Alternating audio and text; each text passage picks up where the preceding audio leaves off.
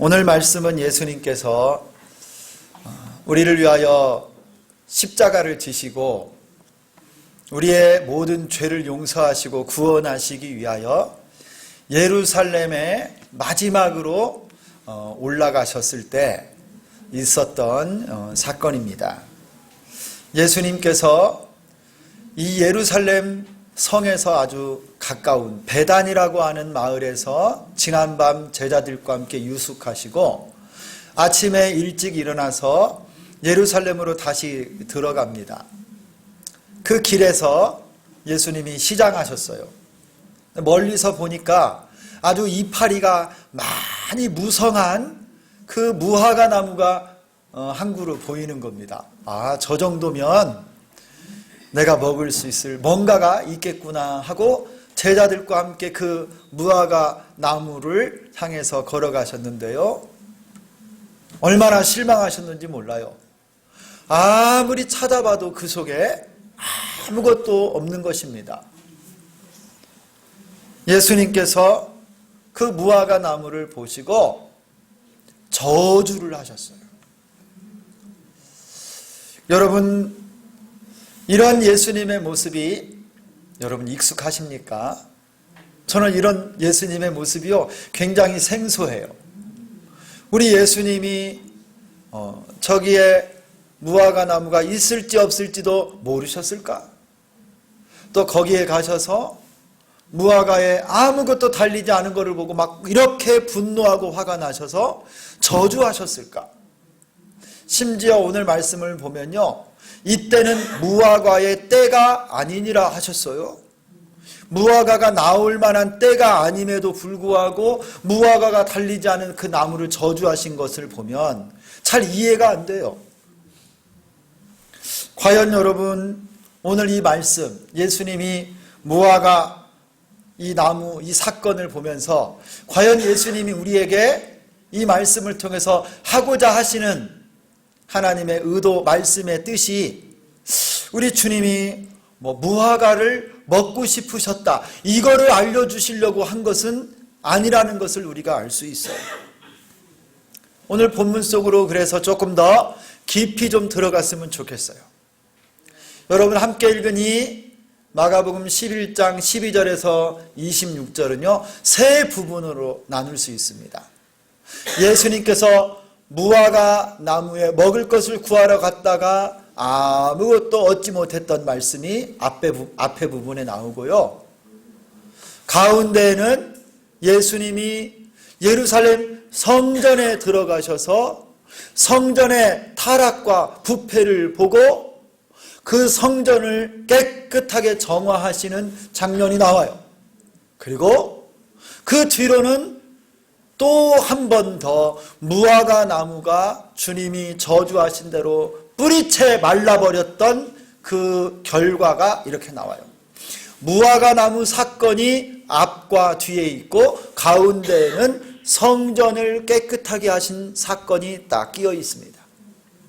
이와 같은 말씀의 구조를 샌드위치 구조라고 그래요. 아니면 봉투 구조라고도 말합니다. 핵심은 어디에 있느냐? 성전 정화 사건이 가운데에 있기 때문에 이 무화과 나무 저주 사건을 통해서 가운데 들어있는 예루살렘 성전이 얼마나 부패하고 타락하고 예수님이 보실 때 깨끗하게 하지 않으면 안 되었나를 강조하는 거예요. 이 양쪽에 무화과 나무, 이 열매 없는 무화과 나무를 통해서 그 당시 부패하고 타락한 예루살렘 성전의 예배와 이 타락상을 강조해 드러내고 계신 것입니다. 먼저 여러분이 이 무화과 나무를 한번 우리가 잘 생각해 봤으면 좋겠어요. 여러분, 이 무화과 나무는 예수님이 제자들과 함께 아침에 일어나셔서 길을 갈 때 시장하셨는데 딱 보니 너무나 이파리가 무성하게 달려있고 그럴듯한 무화과 나무가 보이는 거예요. 그래서 가까이 가보니 우리 주님은 아마도 무화과가 열려 있겠거니 라고 생각하셨을 겁니다. 그런데 그 나무에는 아무것도 없었어요. 14절 말씀의 마지막 부분에 보면 이때는 무화과의 때가 아니라 하셨어요. 여러분, 우리가 좀 이해가 안 되죠? 무화과가 때가 안 돼서 열매가 없는데 그것 때문에 저주를 받았다. 예수님이 좀 불공평한 것 같은데, 여러분 이 말씀을 잘 이해하려면 예수님이 가신 이 예루살렘 지역에 무화과 나무 식물의 생태를 우리가 조금 이해하면요, 이게 어떤 의미인지를 잘 알 수가 있어요. 일반적으로 이스라엘에서 무화과는 4월 달부터 10월 달까지 약 5번의 열매를 맺습니다. 건기 동안 열매를 맺는데 첫 열매 무화과를요, 파게라고 불러요. 파게. 한번 따라서 하겠습니다. 파게. 그리고 이 파게는 이 무화과는 6월절 부근에 맨 먼저 열리는 무화과 나무예요. 그리고 이 파게 무화과 열매가 맺힌 다음부터 2번째, 3번째, 4번째, 5번째까지 열리는 이 무화과는요, 이름을 테에나라고 하는 무화과라고 이름을 불러요. 예수님이 그 6월절 무렵에 이 예루살렘 성에 올라가셨는데, 여러분 이파리가 저 정도 되면은 그 첫 열매인 파게 무화과가 당연히 달릴 만한 무화과라는 거예요.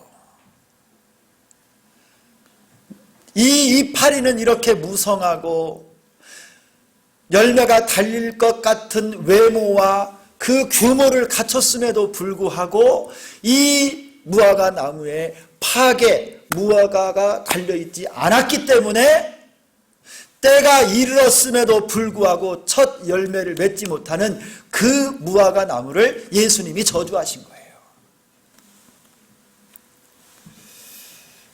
당연히 있어야 될 열매가 이 무화과에게는 없었어요. 만약에 그 무화과 나무에게 이파리가 없고 아직 이제 새싹이나 돋았던 무화과라고 하면 예수님이 이렇게 하지 않으셨죠. 여러분, 이 무화과 나무가 보여주는 진면목이 13절에 나와요. 13절에. 여러분이 13절을 보면 이렇게 말씀합니다. 가서 보신즉 잎사귀 외에 아무것도 없더라. 거기에는요, 잎사귀 말고는 아무것도 없는 거예요. 여러분이 무화과 나무 잎사귀밖에 없고 열매가 없고 아무것도 없는 이 무화과 나무가 상징하는 것은 바로 가운데에 말씀을 배치해 놓아서 강조하고 우리에게 알려주시는 예수님 당시 이스라엘 백성들의 성전 제사와 예배와 신앙생활을 이파리밖에 없고 열매가 없는 무화과 나무와 똑같다고 하는 것을 보여주시는 거예요. 이 나무를 멀리서 볼 때는 그럴듯했습니다. 무성한 잎사귀, 화려한 외모, 외적인 매력은 보는 이로 하여금 관심을 가지고 찾아오게 할 만큼 훌륭했습니다. 그러나 열매는 없어요. 그것이 당시 대제사장, 서기관들, 바리새인들, 그 당시 예루살렘 성전의 예배가 그랬어요. 여러분, 우리 한국교회는 세계에서도 유례가 없을 정도의 부흥과 성장을 경험하고 있는 교회입니다. 세계 교회들이 다 칭찬을 하고 선교사들에 의해서 경이로운 열매를 기록했던 교회가 바로 한국교회입니다. 그런데 여러분, 몇 년 전에 용인에 있는 루터 대학교가 있어요. 이 신학교인데요, 이 루터교, 독일을 중심으로 한 이 루터교에서 한국에 선교에서 와서 세운 루터란 교회들이 있고 그 신학교가 루터 대학교예요. 이 학교에서 실천신학을 가리키는 말케리노라고 하는 독일인 교수님이 한국 목회자 협의회에서 이와 같은 말을 했어요. 오늘날 한국 개신교회와 500년 전 종교개혁 시기에 천주교회와 공통점이 아주 많습니다. 쓴소리를 하며 한국교회 갱신의 필요성을 외쳤어요. 이 교수님이 그 당시 타락하고 개혁을 하고 성경으로 돌아가야만 하는 500년 전의 천주교 가톨릭과 지금 이 시대 한국교회가 너무 닮았다라는 거예요. 10가지를 지적했어요. 제가 그 중에서 한 서너 가지만 한번 읽어보겠습니다. 첫 번째는 이겁니다. 재물로 하나님의 은혜나 복을 얻을 수 있다라고 생각한답니다.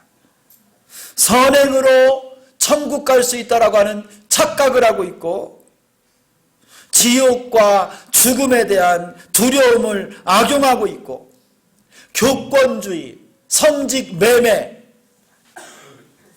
화려한 교회 건물 신축하는 일들, 여러분 이런 일들이 500년 전에 가톨릭이나 지금 한국교회나 거의 비슷하더라고요. 여러분 이 말을 우리가 부인할 수 있습니까? 너무 많은 부분이 비슷해요. 제가 많은 목사님들과 여러 동기들 그리고 교회들 소식들을 자주 듣게 되는데요. 그 중에는 얼마나 가슴이 아프고 여러분에게 다 나누지 못할 만큼 가슴 아픈 일들이 참 많이 일어나요. 입은 무성한데 교회가 열매가 없어요. 예수 믿는 신자에게 열매가 없음을 이와 같은 모습을 통해 보게 됩니다. 어찌 이런 현상이, 그리고 여러분 다른 교회, 다른 나라, 다른 지역에서만 일어난다고 할 수 있을까요? 우리 가운데도 비슷하지 않습니까? 교회의 직분이 벼슬처럼 여겨지고 목사, 장로, 권사 직분이 있으면 천국에 잘 들어가고 상급이 크다라고 하는 이런 생각이 우리에게는 없나요? 여러분 그렇지 않아요?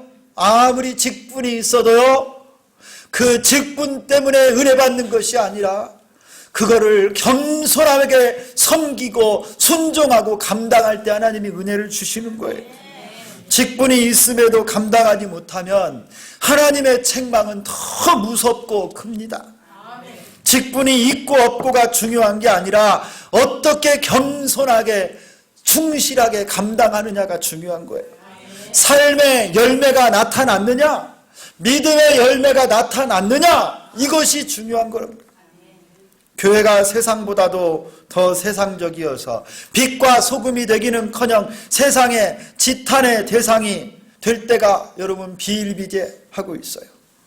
구원받았다고 감사하고 찬양하는 이 입술로 형제를 헐뜯고 미워하고 비난하고 거짓말하며 다니는 내가 아닌가요? 경건의 모양만 있지 경건의 능력은 상실한, 입만 무성한 내 모습은 아닌지 모르겠습니다. 여러분 하나님이 보시는 것은 사람이 보는 것과 다릅니다. 사람은 외모를 보는지 모르지만 하나님은 그 중심을 보십니다. 잎사귀를 보지 않고 열매를 보십니다.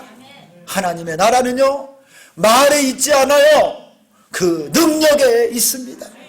행함이 없는 믿음은 죽은 믿음이라고 하셨습니다. 여러분 오늘 이 잎만 무성하고 열매 없는 무화과 나무가 보여주는 것은 당시에 성전 제사라고 그랬어요. 그 모습이 어떠했는지 여러분 오늘 15절 16절을 한 번 더 읽도록 하겠습니다. 당시 예루살렘 성전에서 벌어지고 있었던 현상입니다. 15절 16절 시작. 그들이 예루살렘에 들어가니라.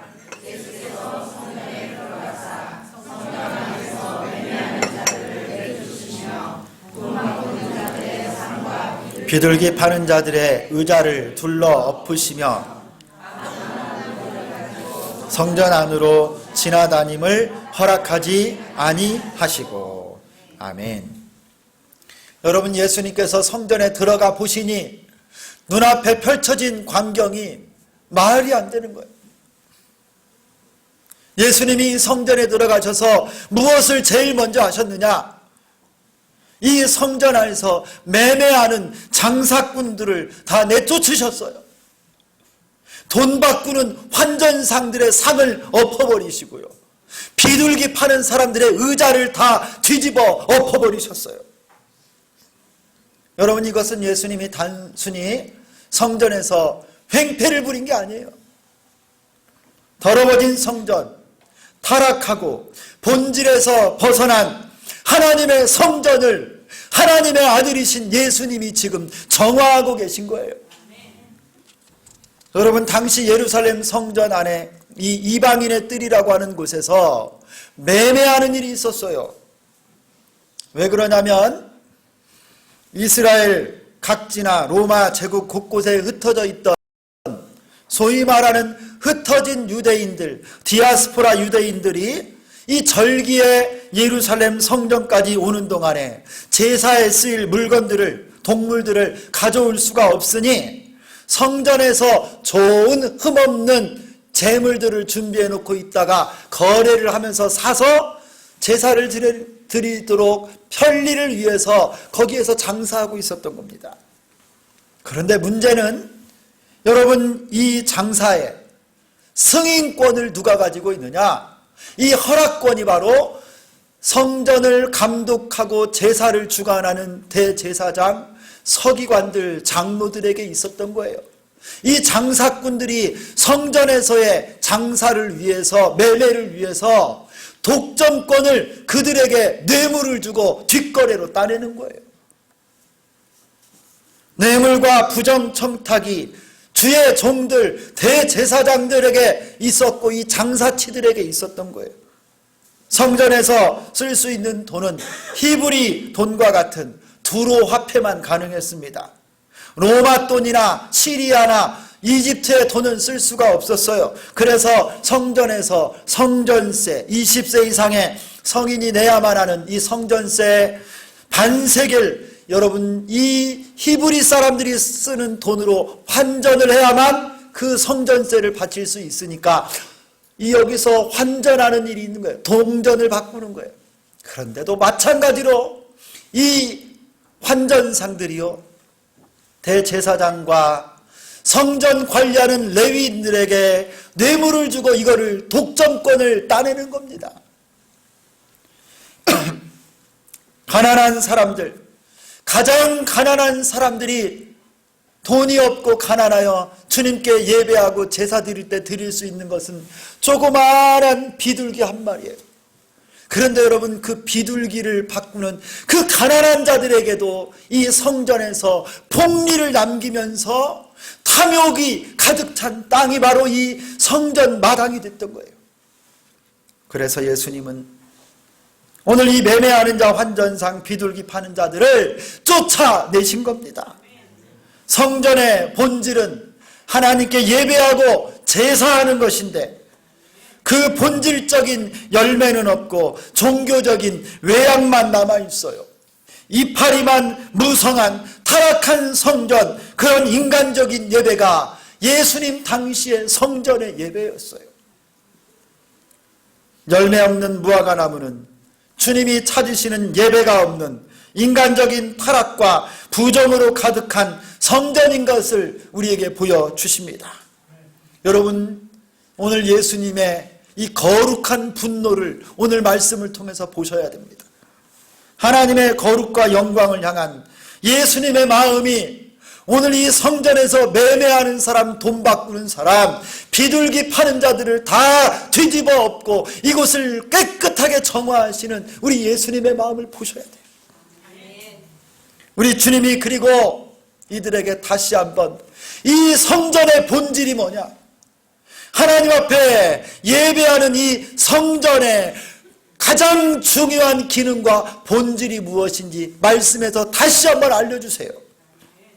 우리 17절을 다시 한번 읽도록 하겠습니다. 예수님의 말씀이에요.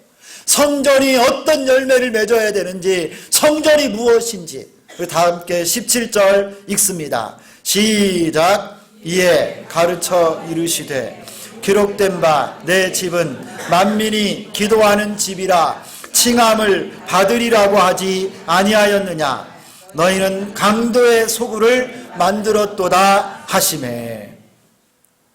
여러분, 여기에 내 집, 성전은 곧 하나님의 집이요 하나님의 교회인 줄 믿습니다. 그런데 너희가 내 집을 강도의 소굴로 만들어버렸어요. 강도들이 노는 곳으로, 강도들의 집단지로 만들어버렸다는 거예요. 여러분, 통탄할 일이 아닙니까? 어떻게 하나님의 집이 강도의 소굴이 되어버렸습니까? 여러분, 원래 이 말씀은요, 이사야서, 구약의 이사야 56장 7절에 나오는 말씀이에요. 이 이사야서 56장을 보면 아무리 이방인이라 할지라도, 성전에 들어올 수 없는 불구자라 할지라도, 자격 없는 자라 할지라도 여호와 하나님께 연합하여 섬기고 믿음으로 언약을 굳게 지키겠다고 하면 이방인도, 저는 자들도, 맹인들도, 불쌍한 자들도, 가난한 자들도 누구든지 내 집에 와서 예배할 수 있다라고 하는 말씀이에요. 내 집은 만민이 기도하는 집이라. 우리 주님이 이렇게 선포하셨음에도 불구하고 지금 이 성전에 이방인의 땅을 매매하는 장터로, 시장 바닥으로 만들어서 이 불쌍한 사람들이 와서 하나님께 예배하지 못하도록 그들을 막아버리고 있어요. 소위 말하는 소수 권력자들, 대제사장, 서기관들이 독점하여 타락한 강도의 소굴로 만들었던 것입니다. 여러분, 열매 없는 나무, 열매 없는 예배가 되면 교회와 우리 신자가 이 열매 없는 무화과 나무와 같이 된다면 우리 주님은 우리를 보고 똑같이 진노하시고 우리 주님이 슬퍼하실 것입니다. 여러분, 우리 주님이 알려주신 교회의 본질을 다시 한번 회복하고 붙잡을 수 있기를 축원합니다.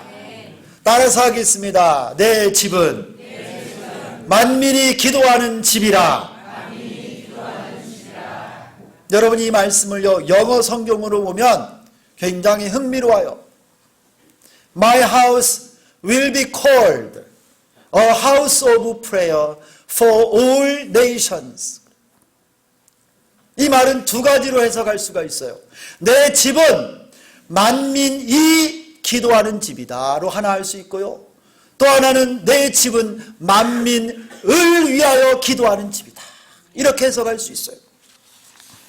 하나님의 집, 교회는, 하나님의 성전은 만민이 와서 기도하는 집이고 또 이 교회는 만민을 위해서 기도하는 집이 되어야만 합니다. 이게 바로 교회의 본질이에요. 왜 예루살렘 성전이 열매 없는 무화과 나무와 같은 저주받은 곳이 되고 타락하는 인간 냄새가 나는 더러운 곳이 되었느냐? 교회의 본질을 잃어버렸기 때문에, 성전의 본질을 까먹었기 때문이에요. 이 시대의 교회가 어찌하여 500년 전에 타락한 천주교회와 똑같은 모습으로 우리 예수님이 지금 보실 때도 열매 없는 무화과 나무와 같은 모습으로 이렇게 비참하게 서 있는지 모르겠어요. 그것은 바로 교회가 이 본질을 놓쳤기 때문에 그래요. 교회의 본질, 내 집은 만민이 기도하는 집이라 이 본질을 놓쳤기 때문에 열매 없는 교회가 되어버리고 만 거예요. 사랑하는 성도 여러분, 예수님을 기쁘시게 하고 하나님께서 세우신 교회로서 우리가 반드시 맺어야 될 열매가 있습니다. 이 열매가 있을 때 주님이 기뻐하시고 교회가 교회답게, 신자가 신자답게, 예배가 예배답게 드려질 줄 믿습니다. 여러분, 우리가 맺어야 될 열매가 무엇일까요? 첫 번째 우리가 꼭 맺어야 될 열매는 그것입니다. 바로 기도의 열매예요. 기도의 열매. 내 집은 만민이 기도하는 집이다 그랬어. 교회는 기도하는 집이고 교회는 기도하는 곳입니다. 기도하며 하나님과 깊은 교제를 누리고 하나님의 은혜를 체험하는 곳입니다. 기도하며 살아계신 하나님의 능력과 치유와 임재를 경험합니다. 초대교회를 보아도 교회 역사의 모든 부흥의 현장에도 모두 동일한 현상은 강력한 기도와 성령의 역사가 그곳에 있었다라는 거예요. 여러분은 지금 기도의 열매를 맺고 있습니까? 여러분은 주님이 찾으시는 기도의 열매를 맺고 계십니까? 우리 직분자들, 사역자들과 우리 권사님들, 집사님들, 우리 장로님들, 성도님들은 주님이 내게서 원하시는 기도의 열매를 잘 맺고 있느냐는 거예요. 너무 바쁘다고, 시간이 없다고 하나님 앞에 이유를 댑니다. 그러나 예수님께서 여러분에게 찾아오셔서 사랑하는 아들아, 사랑하는 딸아, 너의 기도의 열매가 어디 있느냐? 여러분 이렇게 물으신다면 여러분 하나님께, 우리 주님께 어떤 기도의 열매를 드리시겠어요? 다시 한번 여러분 영적 허리를 동이고 다시 한번 기도를 시작하시기를 바랍니다. 새벽을 깨우고 정한 시간을 작정하고 하나님께 기도하십시오. 교회는 기도하는 집입니다. 여러분의 기도의 자리를 잘 지키시고 오늘부터 다시 작정하고 기도에 힘쓰는 여러분 될 수 있기를 예수님의 이름으로 축원합니다. 두 번째로 교회가 맺어야 될 열매는 이제 우리가 우리들만을 위해서 기도하면 안 돼요. 만민이 기도하는 집, 만민을 위하여 기도하는 집이라고 하셨어요. 세상 모든 민족과 나라와 백성들도 구원받아서 함께 모여 하나님께 기도하고 예배하는 곳이 교회입니다. 이것이 또한 우리가 맺어야 되는 열매입니다. 만민을 주님께로 드리는 구원의 열매를 맺어야 됩니다. 여러분 모두가 다 구원의 열매를 맺기를 축원합니다. 전도하고 만민을 향하여 복음을 전하고 그들을 하나님께로 인도하는 축복이 여러분에게 임하기를 축원합니다.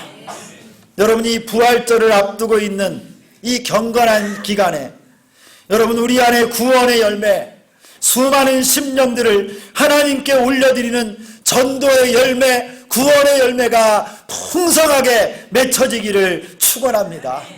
다음 주일날 우리 교회 샬롬 축복전도 대상자들을 작정하려고 해요. 여러분 하나님, 내가 이번 기간에 우리 가정과 이웃 친구들 중에 아직도 예수님 모르고 죽어가는 많은 영혼들을 주님께로 인도하게 하여 주옵소서. 다시 한번 그들의 이름을 적어 올리고 간절히 하나님께 기도하고 우리가 전도할 수 있기를 소망합니다. 여러분 우리가 포기하면 그들을 아무도 긍휼히 여길 자가 없어요. 여러분 하나님께서는 한 영혼을 천하보다 귀히 여기시는 분이십니다. 전도하는 여러분을 온전히 기뻐하시고 축복하실 줄 믿습니다. 복음을 들고 산을 넘는 자들의 발이 참으로 아름답습니다. 전도합시다. 구원의 열매를 맺읍시다. 세 번째로 우리가 주님께 드릴 열매는 다 함께 따라서 합니다. 예배의 열매. 여러분 하나님께서는 우리의 찬송과 경배를 받으시기를 기뻐하십니다. 신령과 진정으로 드리는 예배를 통해 하나님이 영광을 받으세요. 그래서 여러분 주님 내가 예배자입니다 라고 우리가 외치고 다짐을 하는 거예요. 교회에서, 가정에서, 사회에서 우리가 서는 자리마다 하나님 기뻐하시는 예배자로 살아가기를 소망합니다. 여러분이 선 곳마다 하나님의 시선과 은혜가 임하고 축복이 꽃피는 성전이 되기를 소망합니다. 우리 예배당만 성전이 아니에요. 여러분이 가서 생활하고 살고 밟는 모든 땅이 하나님의 임재가 있는 성전 될 수 있습니다. 여러분이 예배자로 살면 되는 거예요. 그 놀라운 예배의 열매가 여러분과 함께 하기를 소망합니다. 기도하며 찬양을 준비하시고 예물을 준비하고 말씀을 들을 때는 아멘으로 화답하며 우리 예배가 살아있는 예배 되기를 원합니다. 그래서 주님이 볼 때도 주비전 교회는 내게 예배의 열매를 신령과 진정으로 드리는구나 축복하고 은혜 베풀어 주시기를 소망합니다. 마지막으로 주님이 기뻐하시는 찾으시는 예배 열매는 무엇이냐? 우리 모든 신자들과 교회는 만민과 땅끝 열방을 품고 예수 그리스도의 십자가의 사랑을 선포하는 선교의 열매를 맺어야 돼요. 교회는 만민이 와서 기도하는 곳입니다. 동시에 만민을 위해서 기도하는 곳이라고 했습니다. 여러분, 오늘 우리는 이렇게 하나님 앞에 예배를 드릴 수 있지만, 예수의 이름을 부르고 찬송할 수 있지만, 지금 이 순간에도 온 세상에는 예수 그리스도라고 하는 이름을 태어나서 한 번도 지금까지 들어보지 못하고 죽어가는 영혼들이 수십억 명이 있어요. 수많은 미전도 종족과 미신과 우상을 섬기고 흑암의 영에 사로잡혀 죽어가는 많은 사람들이 있습니다. 그래서 우리 교회는 함영준 선교사, 안수인 선교사, 하종한 박동옥 선교사, 은광민 김미영 선교사, 허준 김은주, 강한일 배주영, 이연모, 김현민 선교사를 일본과 태국과 모로코와 미얀마, 네팔, 키프로스에 보내서 복음을 전하게 하고 우리가 기도하고 물질을 보내고 있습니다. 이 선교사들이 고향과 부모님을 떠나 그 타문화권 외국에서 예수 그리스도를 증거하고 있습니다. 우리 교회가 맺어야 될 열매는 땅끝에서 하나님께로 돌아오는 수많은 영혼을 보면 기뻐하는 선교의 열매입니다. 선교를 위해 교회가 존재하고 신자가 존재하는 것입니다. 우리의 기도와 예배가 선교를 위해 있는 것입니다. 우리 주비전 교회는 만민이 기도하는 교회입니다. 만민이 기도하는 하나님의 집입니다. 교회가 이렇게 선교하지 않으면 여러분, 이파리로는 교회 같으나 그 본질은 교회가 아닌 거예요. 온 땅과 열방을 향하여 선교하지 않으면 그 교회는 교회처럼 있으나 교회라고 할 수 없어요. 여러분, 교회가 선교를 잃어버리고 영혼 구원을 잃어버리면 오늘 예수님이 분노하고 진노하셨던 예루살렘 성전과 같이 되는 것입니다. 하나님께는 전혀 감동도 없고 기뻐하시지도 않는 이파리만 무성한 그 무화과 나무와 같은 교회가 그런 교회가 되는 것이에요. 성도 여러분, 무엇을 가지고 하나님 앞에 나가시겠습니까? 이제 예수님의 고난을 앞두고 또 부활절을 앞둔 이 주간입니다. 무슨 열매를 맺어 우리 주님의 기쁨이 되기를 소망하십니까? 우리 주님이 우리 주비전 교회 그리고 내게 찾으시는 것은 무성한 이파리가 아닙니다. 천천의 수양과 만만의 강수 같은 기름이 아닙니다. 열매입니다. 열매. 하나님 뜻대로 맺을 열매가 필요합니다. 우리 모두 기도의 열매를 맺읍시다. 구원의 열매를 맺읍시다. 예배의 열매를 맺고 선교의 열매를 맺어 우리 주님을 기쁘시게 하는 교회, 주비전 교회가 되고 여러분 한 분 한 분 모두가 될 수 있기를 예수 그리스도의 이름으로 축원합니다.